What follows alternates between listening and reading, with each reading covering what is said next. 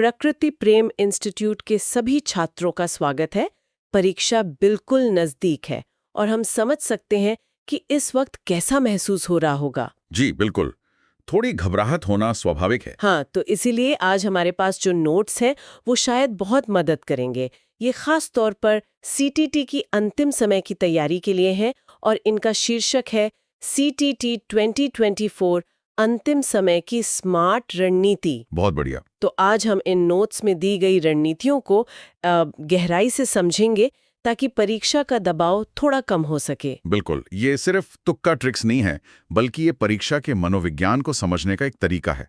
अगर इन्हें सही से इस्तेमाल किया जाए तो ये आत्मविश्वास काफी बढ़ा सकती हैं। चलिए तो शुरू करते हैं।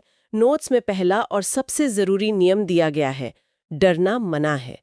ये कहने में तो बड़ा आसान है, पर इसके पीछे का तर्क क्या है? देखिए, इसका सीधा सा संबंध है परीक्षा के फॉर्मेट से। सीटीईटी में कोई नेगेटिव मार्किंग नहीं होती। अच्छा, कोई नेगेटिव मार्किंग नहीं है। जी, इसका मतलब है कि हर सवाल, चाहे वो सही हो या गलत, आपके टोटल स्कोर से कुछ घटाएगा नहीं। तो एक भी सवाल छोड़ना मतलब वो सबसे बड़ी गलती होगी। सही बात है, यानी हर सवाल एक मौका है, कोई खतरा नहीं। एकदम। जब डर नहीं होता तो आप खुले दिमाग से सभी 150 प्रश्न हल करने की हिम्मत जुटा पाते हैं। ठीक है, अब आते हैं उस हिस्से पर जिसने मुझे सबसे ज्यादा आकर्षित किया। एक गोल्डन रूल है, बच्चा भगवान है। ये सुनने में एक कहावत जैसा लगता है। परीक्षा के लिए इसका क्या मतलब है? ये सिर्फ एक ट्रिक नहीं है। ये असल में एनसीएफ 2025 यानी राष्ट्रीय पाठ्यचर्या की रूपरेखा की मूल भावना है। अच्छा, ये फिलॉसफी से जुड़ा है। हाँ, सीटीटी परीक्षा यही परखना चाहती है कि आप एक शिक्षक के तौर पर बाल केंद्रित शिक्षा को कितना समझते हैं।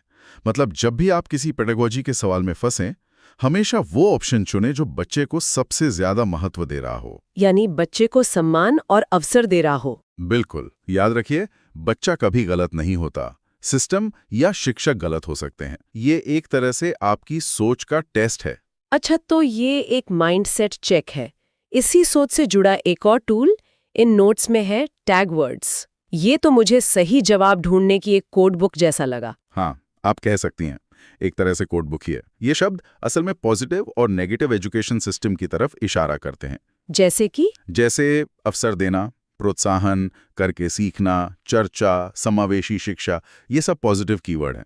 ज्यादातर सही उत्तर इन्हीं के आसपास होता है। और नेगेटिव वाले? वहीं दूसरी तरफ केवल, सिर्फ, रटना, दंड देना, कठोर अनुशासन जैसे शब्द हैं। इन ऑप्शंस को तो आप देखते ही हटा सकते हैं।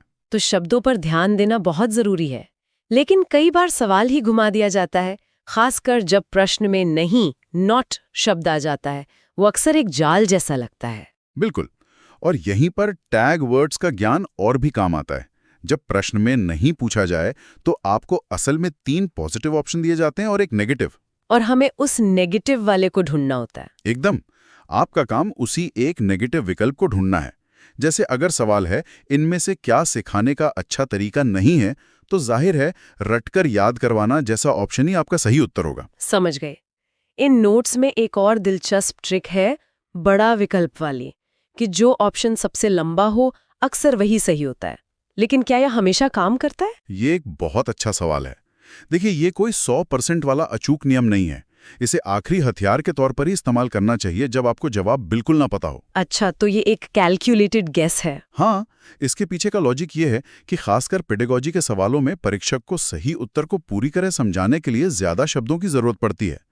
लेकिन हाँ, आपकी शंका भी जायज है, इसलिए पहली कोशिश हमेशा सवाल को समझकर हल करने की ही होनी चाहिए। ठीक है। और अंत में एक बहुत ही प्रैक्टिकल सलाह दी गई है ओएमआर शीट को लेकर। और शायद ये सबसे जरूरी सलाहों में से एक है।